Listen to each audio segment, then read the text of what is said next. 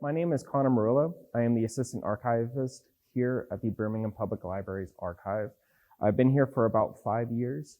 I got my undergrad in history at the University of Montevallo, and then I received my master's of LIS, or Library and Information Studies, at the University of Alabama.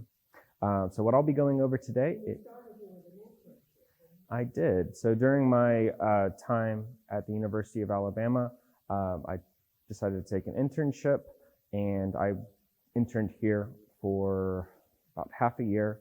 Came back and did some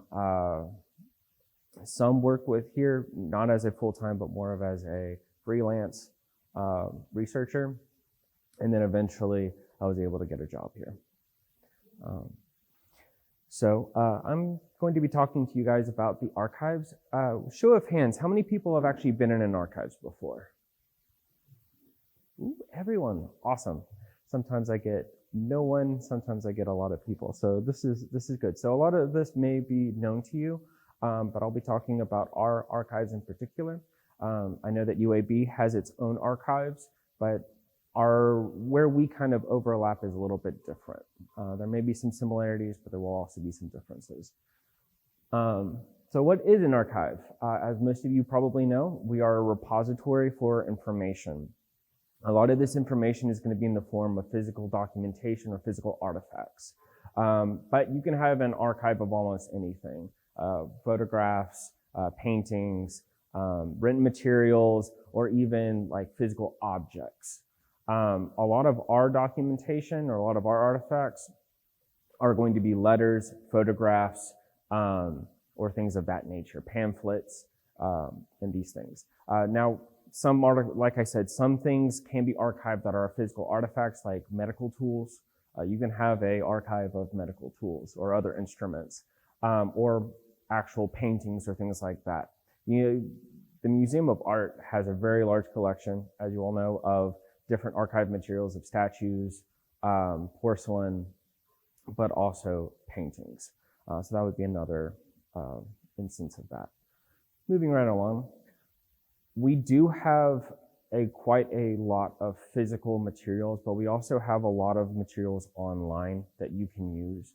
And this is kind of what this is talking about. We have a lot of online resources and a list of our collections online. So if you're interested to see if we maybe have something for a particular research topic, I highly recommend you going to our collections page, taking a look at what we actually have on offer, and then kind of narrowing it down from there. At any time, you can contact us, give us a call, send us an email, and I will have my email up at the end, but we also have an Ask a Librarian form that you can fill out that will make its way to us. And that way, if you do have any questions about what we may or may not have or how to access those documents, we can go over that. We also have things that have been digitized. Unfortunately, we have several million documents in our archive. Not a lot of it has been digitized. I would say maybe less than a quarter have been digitized. And that's due to the digitization process more than anything else. It's time consuming, it costs a lot of money, and it takes the manpower. And unfortunately, we have very little of those three things. But we do have some things that have been digitized, including photographs, newspaper clippings, but also scrapbooks and things like that. And I'll actually show you how to access those documents and show you where all of that can be found. We also have databases. So kind of going back to the fire insurance maps or the Sanborn fire insurance maps, and I mentioned that we have a new database that has all of those digitized, including other maps of early Birmingham, like the Base Atlas. The Base Atlas is from, I believe, 1901. The Sanborn maps started around there, but the way they were updated makes it a little bit difficult to kind of see some of the earlier maps. As the Sanborn maps were updated, instead of buying a new collection of the Sanborn maps, they would go through and they would paste over each section an updated. So if a house no longer existed, they would paste over an empty lot where that house used to be. And I'll kind of show you that when we go to those. The most updated version that we have here in the library, the physical copies, is the 1951 Sanborn maps. But again, you can find in some places like in 1902. Now, our 1951 means it was updated in 1951, but those books are from 1902. Using finding aids. So most of our collections that have been processed have a finding aid. A finding aid is going to be very helpful for you as you do research. A finding aid will tell you item by item what is in a collection. So if you were looking at a collection for, let's say, civil rights, the finding aid will tell you what is in that collection, whether or not we have journals, letters, or photographs. And it basically will help you kind of narrow down what you're looking for. Instead of looking through 50 boxes worth of materials, maybe you're only actually going to need 1 or 2 boxes. And that's where the finding aid kind of comes into play. Now, we do have some materials that have not been processed yet. You are still free to access them. However, they just won't be organized the same way with the finding aid. But all of our information that we have is open to the public, and we try to make it as easy as possible to make it available. Sometimes we have a lot of stuff on the back burner, and we have to just slowly process everything. Again, it's just a time constraint. Making an appointment. We are an appointment-only group. This is for several reasons. One, we have a very limited space in our reading room. We only have 3 tables. 2, if you come in with a very broad topic and we have to sit there, research it, see what we have, and then try to pull all those documents while you are here, you may be waiting for up to an hour as we just try and figure out where things are. If you make an appointment, we can pull those materials for you beforehand and have them waiting for you before you arrive. Again, if you will want to make an appointment, that's our number right there, and that's just for our main office. We are open Monday through Thursdays and on Saturdays for appointments from 10 a.m. to about 5 p.m. We close at 6, but if you make an appointment at 5:45, you're really not going to get a lot of done. Any questions so far? I know I'm kind of moving quickly, but I also understand we have a lot of information to get through, and we're on a time constraint. Any questions? All right. Gloves in the archives.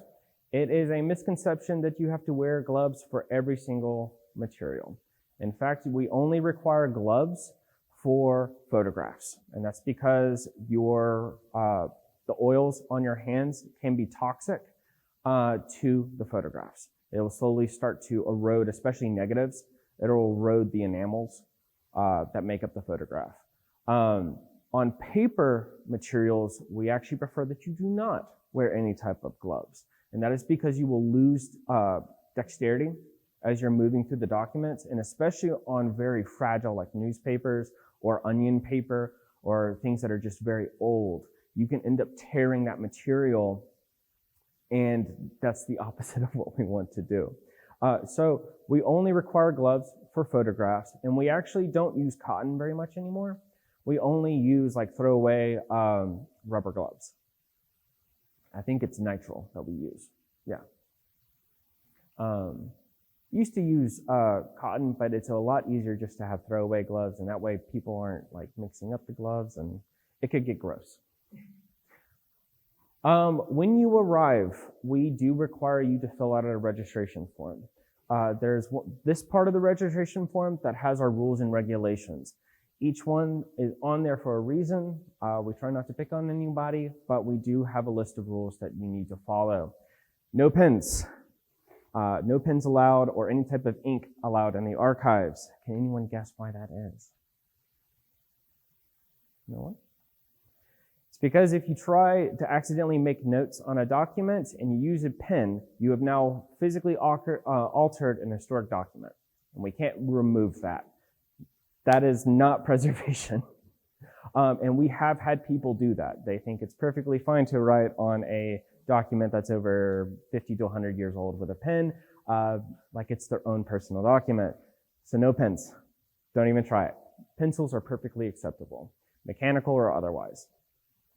What's really frustrating is when someone pulls in a mechanical pencil that looks exactly like a pen. Confuses me every time. Other than that, some materials you can actually take photographs of with your phone. We usually ask that if you do take a photograph that you remove the flash, but with documents like the Board of Equalization files, you can take as many photographs as you would like. Now, we usually restrict photographs of photographs, and that's usually because of permissions and copyright.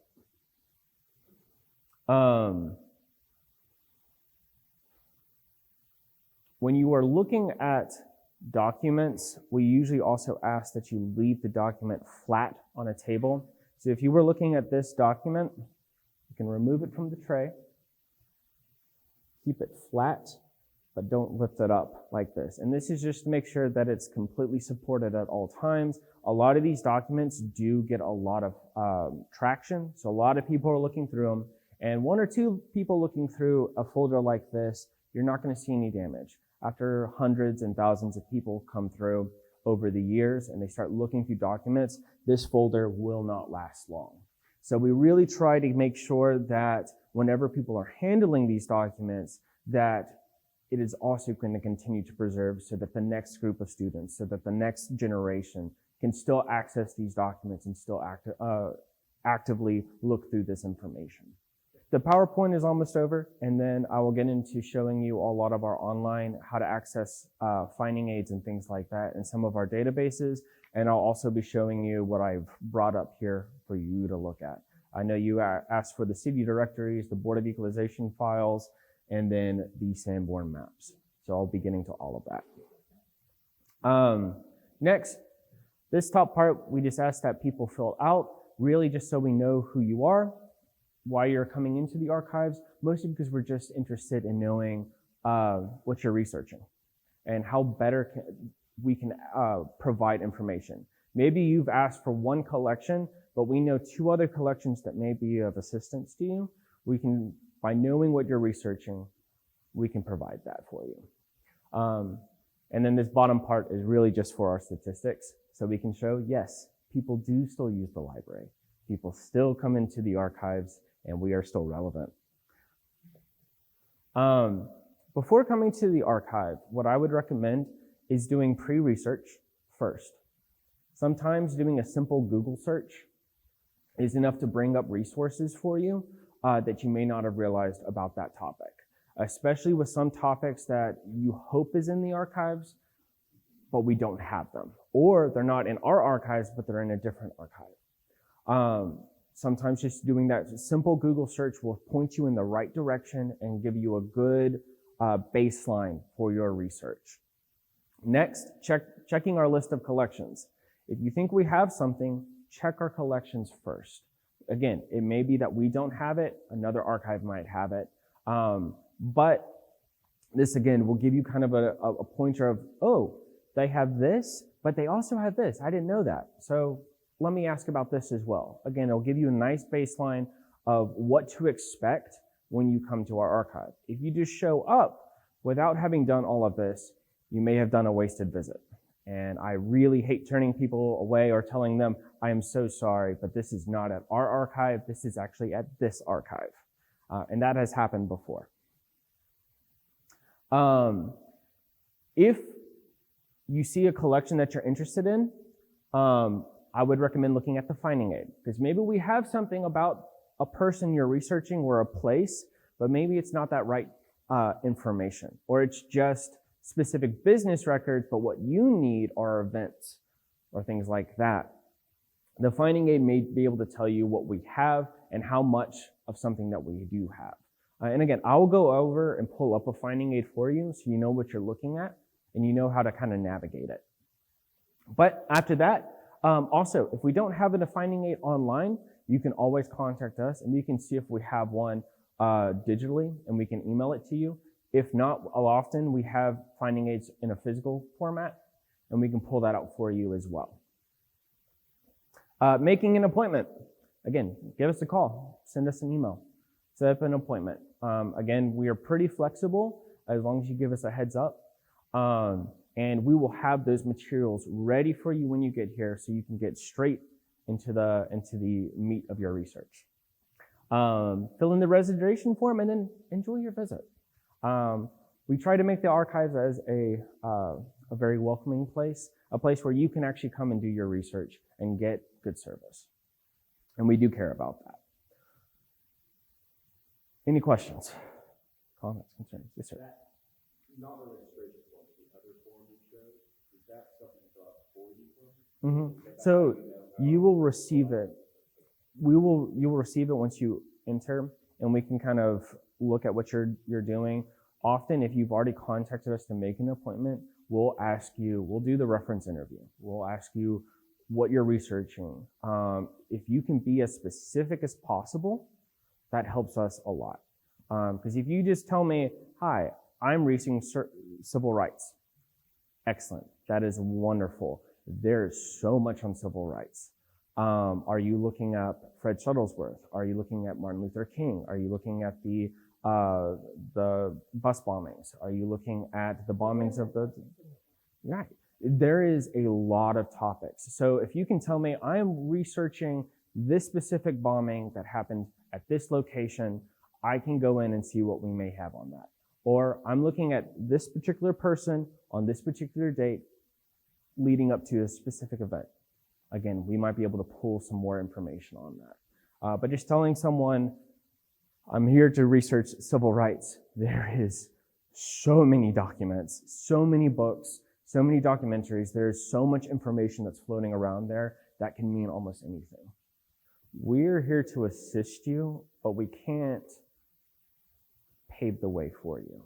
We can help you walk down the path of research, but we can't make the path. That's up to you. So knowing what you want to do, making sure that you've narrowed down your topics, and things like that can really help us work with you. Again, this is our office number. This is my work email.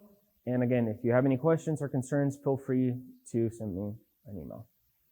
I check it fairly regularly, every day. It's usually never closed when I'm at work.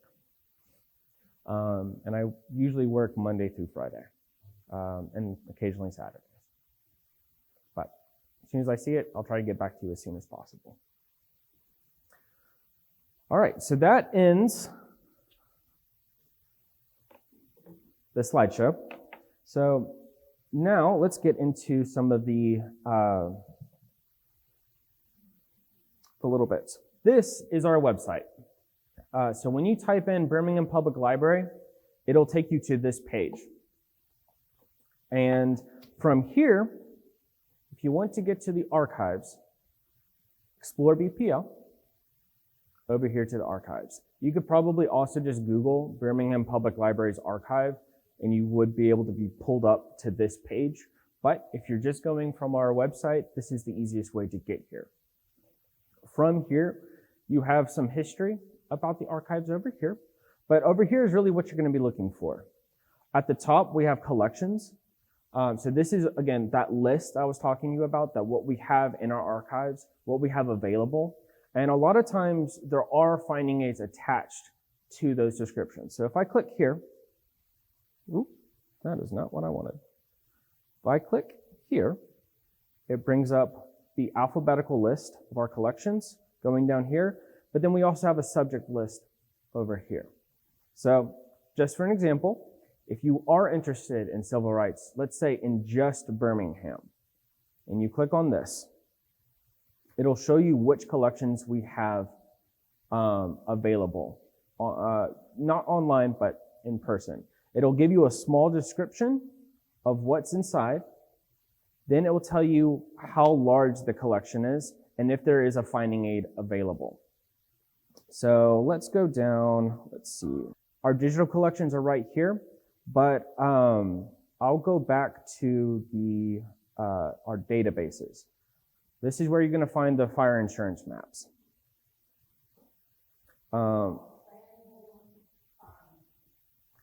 The database is called Fire Insurance Maps, or FIMO.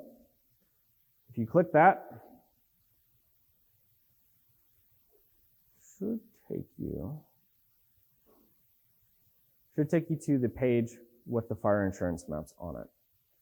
Another reason why I wanted to bring this map up or this particular database up is because if you go here to interactive map, it shows you the entire South. So it's not just Birmingham that you can research, but if you want, you can type in an address. Yeah.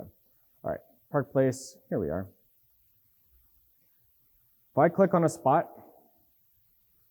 I can come down here and it will show me which maps we have of that location. I just clicked on the library.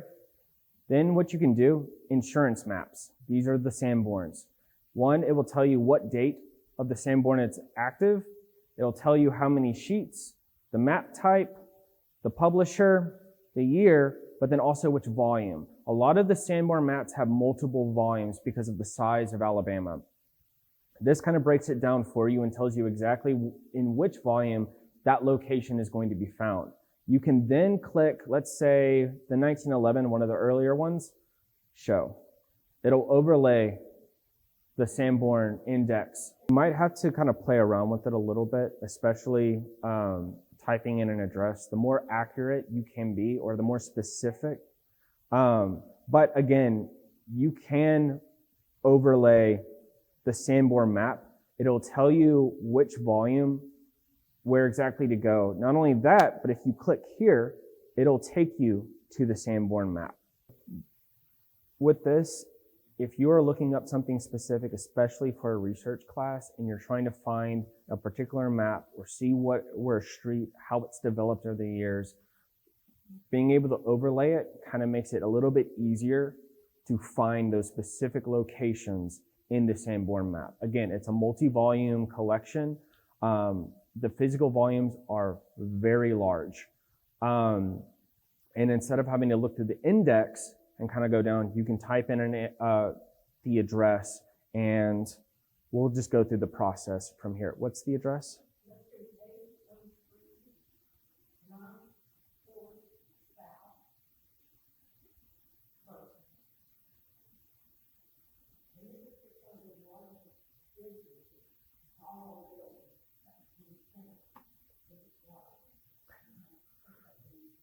So if you type in the address up here,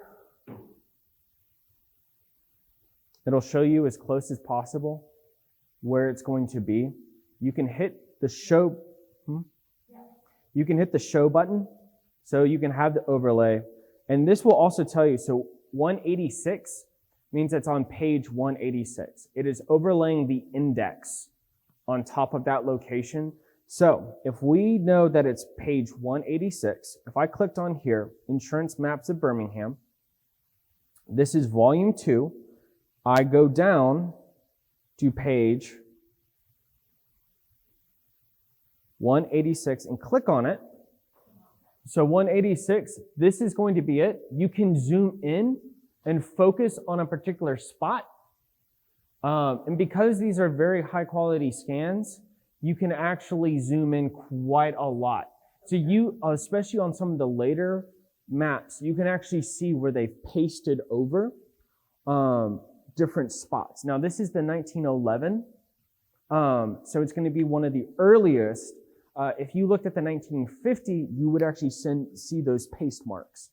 Okay. Can we look at 1911? So this is the 1911 one, yeah. So the information on Google says that this building was built in 1927. So it wouldn't be on here, would it? Okay.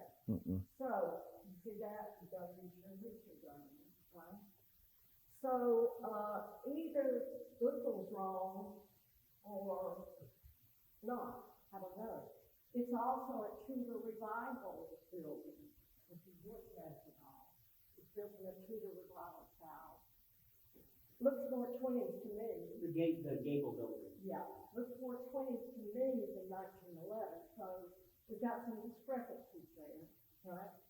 But is this it right here? Where is it? So this is just of that location. Okay. Where is my location? So this is It's Avenue F. It's 8th, 9th, 10th Avenue, and 10th Street. So it's that triangle there. Do you know where I'm talking about?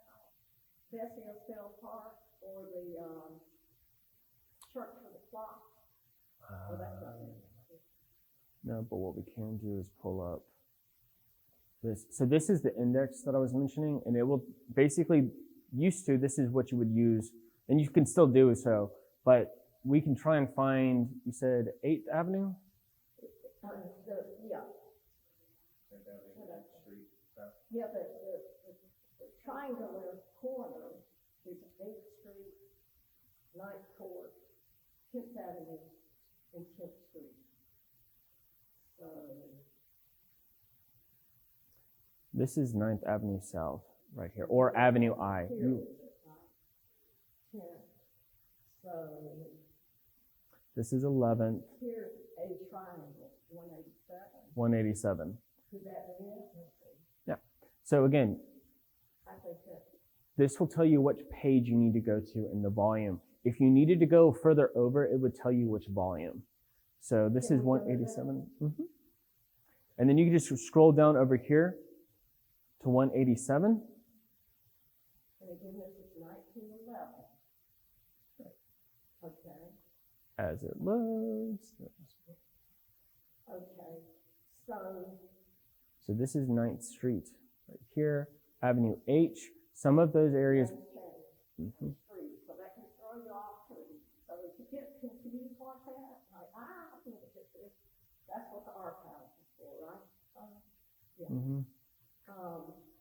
So that looks like it could well be our place right here, right?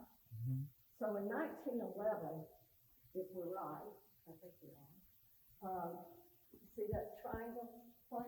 What do you see? Can you tell them what those structures are by the symbol? Yes. So What do they see in there? So it's going to have a D and then the color. What you can do, And so what, you're gonna, yeah. you can hit the key. It'll tell you what each of those represent, what the colors mean. So D is a dwelling. D is a dwelling, a house, okay? Yellow, just that solid yellow, means it's a frame building. Yeah. So probably a wood frame building. Yeah. If And you, then you've got brick, I'm sorry. oh, yeah. Absolutely. Yeah, so as Dr. King was saying, you have brick, shingle roof. It'll basically tell you what the materials are for those buildings. Again, this is a fire insurance map. Fire departments or whoever was going through to try and rescue if something happened to these buildings, they needed to know what the building was made out of so that they could then file insurance, that sort of thing, or what kind of insurance would be appropriate for it. And that's why they used or created these. It's great for us because it tells us if these are all dwellings in this particular neighborhood, well, this is probably a dwelling neighborhood. If these were buildings that were maybe like churches, governmental buildings, or things like that, it would kind of give you a distinct picture of maybe what was going on in that building. A lot of these would also tell you if they were black or if they were white. A lot of times it will say color, in parentheses, or it might say Negro. Mm-hmm. And one of the things will tell you that up until 1952 was the city director's bill, either with an asterisk or C in parentheses. So wonderful for historians, not so good for society, but great for historians. But so far we found that in 1911, on that side, all I saw was dwelling. Have y'all seen this building? You gotta see the building first, right? And just see if that matches with your project place, right? And so if it doesn't, then it wasn't there in our building was not there in 1911. Does that make sense? So that's a big piece of information, right? Okay. Can we go to 51? So again, what you would then just need to do is probably go back. So we're back here on the map. So instead of choosing the 1911, again, it's volume 2, We can hide that.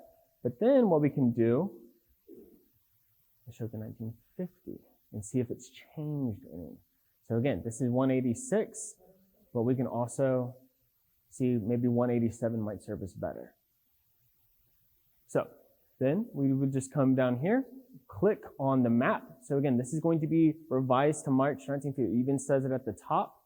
If you need to look at the key again, you can do so up here. But let's go to 187, 60s, 81, 87. And now you can actually kind of see this is where they've pasted over the different parts. And again, you can kind of zoom in a little bit. You can see this is now 8th Avenue South, or Avenue H. So again, you can see that things have changed. Street names, so this is 9th Avenue or Avenue I. So it was probably Avenue I before that. They've changed what's over here. And if we zoom in real close, you can kind of see what they've pasted over. Again, it's one of the reasons why I really like these maps, or their scans, is because, especially over here, we can kind of see what was underneath.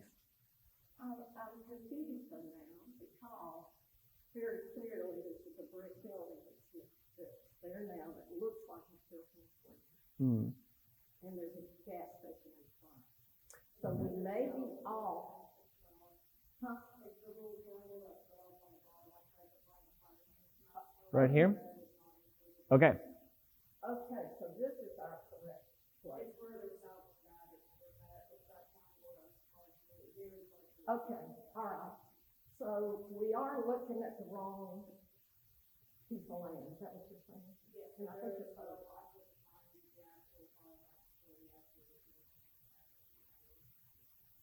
We can see, did you try going to the 240? Okay. This does happen occasionally. The maps will cut off because it doesn't go far enough. Now, if we go, we're on 187. Let's go to our index. And sometimes you kind of have to play around with that. We were on 187 right here.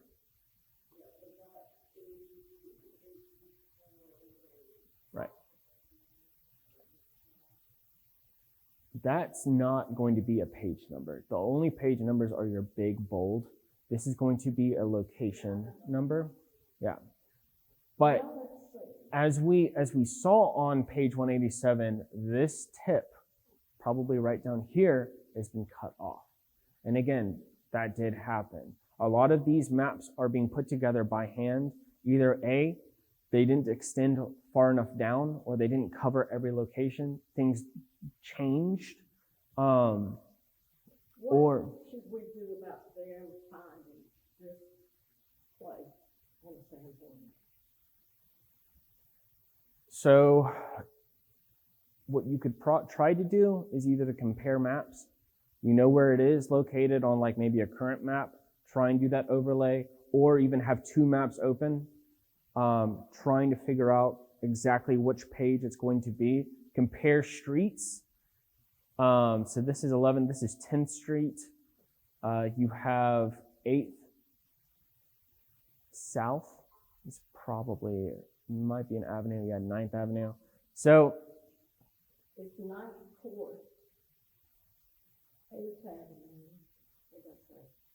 It's 9th Court, 8th Avenue, 10th and 10th. 10th Avenue, I'm not, 10th Street is right here.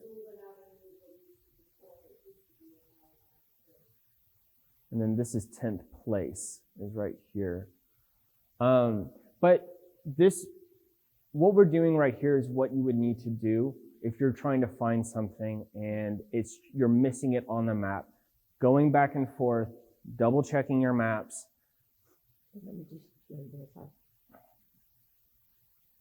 8th Street, 9th Court, 10th Street, and 10th Avenue. Yeah, I wanted to make sure. Which means let's try 193 and see if it kind of picks up anything. And again, sometimes you're having to go back, even if this was a physical copy of the map, flipping between the index and then the pages, checking to see where the building may land. And this may be when they make an appointment to talk to you. Would you say that? Absolutely. Again, if you have questions, Yeah. No, I know. In terms of street, so here we have 10th Avenue, 10th Alley. This is Montgomery, so this is 10th Street right here. So what we can see, this is an apartment.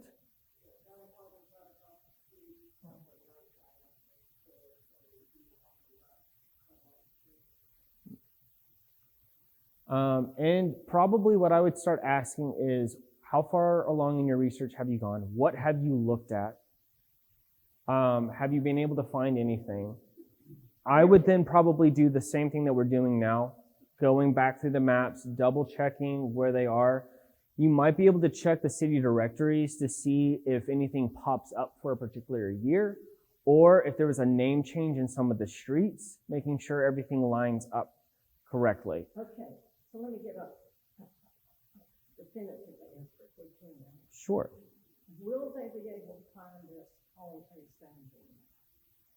If it's not on here and we're not seeing it, and we have all the locations correct, then it doesn't look like it. Okay. And again, sometimes that is the case. You try everything, you look at the maps, and the maps just won't show it. And unfortunately, it is beyond my abilities to make things appear on a map. Yeah, okay. So what I want to do before we get started, I know you do it. Okay. I want to look at the city directories real quick. Yeah. And because, and y'all come around, I want you to see. So you go ahead. this is for the 1940s. I just picked one. We have copies in the library from late 1800s all the way to current times. Now they do change distinctly over that time, but you can look up locations either by an address. It will tell you who lives at a place, who their spouse was, and what their occupation was. You can also do it the reverse side. You can look up a particular name. It'll tell you where they live. And again, it should give you information on what they did and who they were married to. Can you find this address in there? Right. It was 803. 803 Ninth Court South. So over here in the back, Y'all come look. over here on the backhand side is where you're going to see the addresses. All right. Then you kind of flip through. You said 803 10th Court South? 9th Court South. 9th Court South. Thank you. Basically, you are going to where you can find, so this is 1st Avenue. So we need to keep going.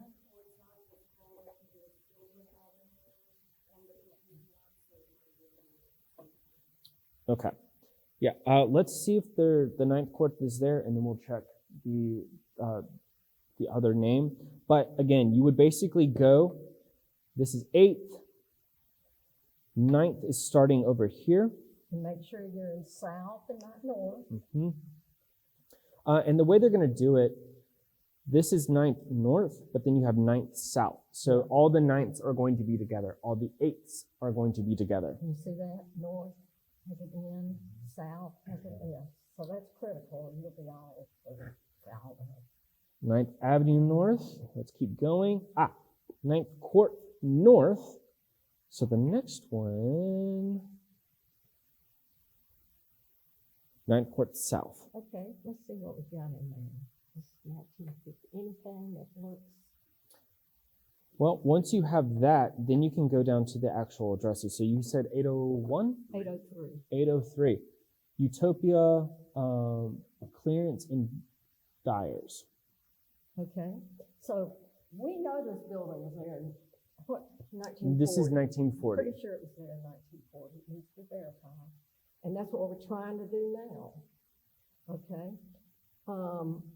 If you were downstairs and you had all the city directories, and I had said that, something said to me, I think it was Birmingham, Wikipedia, whatever it is, said 1927.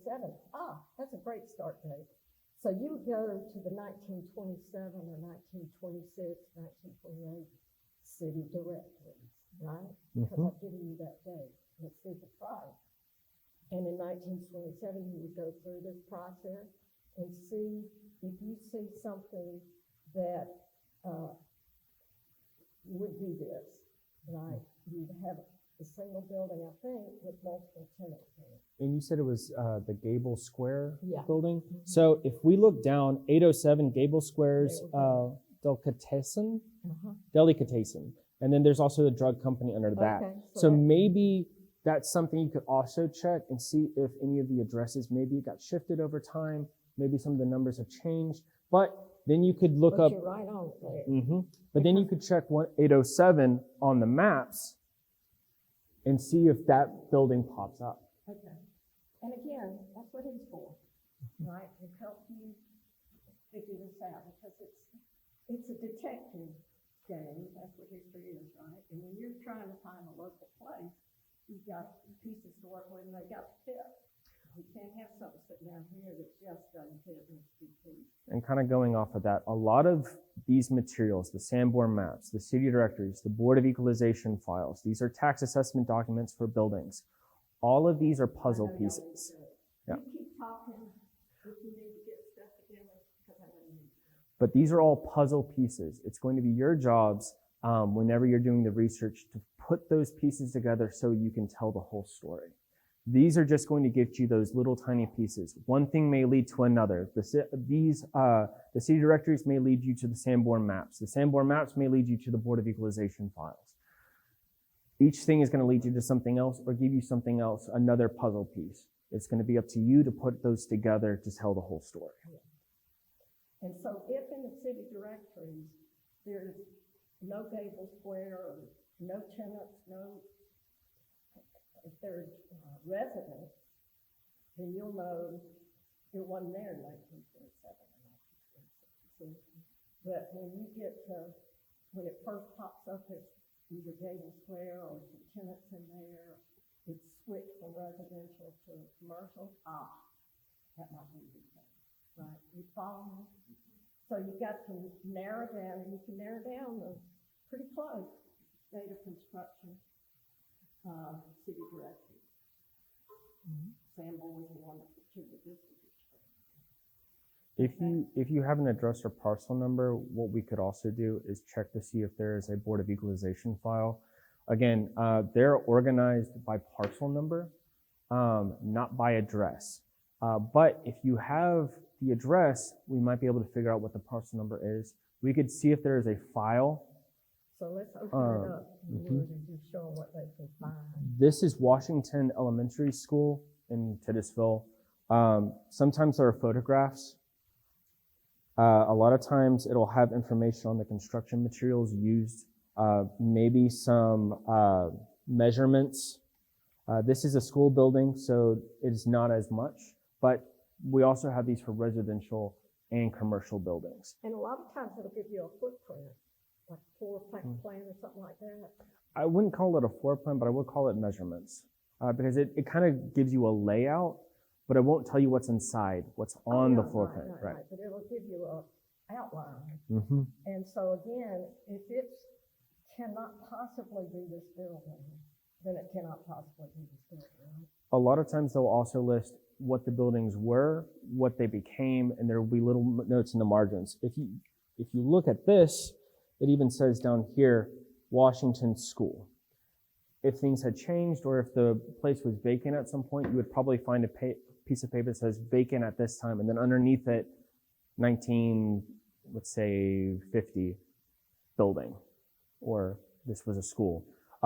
These files will only go from about the 1930s to about the 1970s, though. But they're awesome. Like this one says Washington Color. Mm-hmm. It'll tell you that one of the wings is 31 years old. So that's the addition. Stuff like that. We got to do it. Yeah, they absolutely. don't Well, know. But thank you very much. Does anybody have a question for Connor?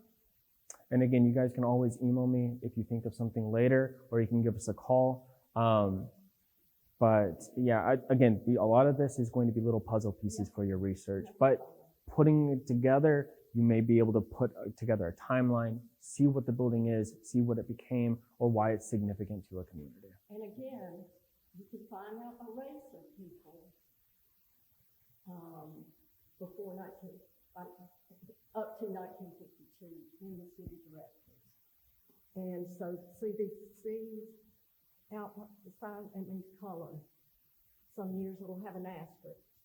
Okay, so that tells you that, and I want to know that. I want to know whatever, all the little things you can find, put it together in some paragraphs. You know, you're going to stand back and tell me a story. If you are researching a particular building, I would also recommend when you do contact us, if you need to look at some of these resources, tell us the address. Try to get us as close as possible so we can help you find that, so we can pull these files. Again, if you have a parcel number for it, awesome. If you just have an address, we can kind of work with that. But giving us as much information as you can will make it a lot easier for us to help you. Thank you very much. No problem.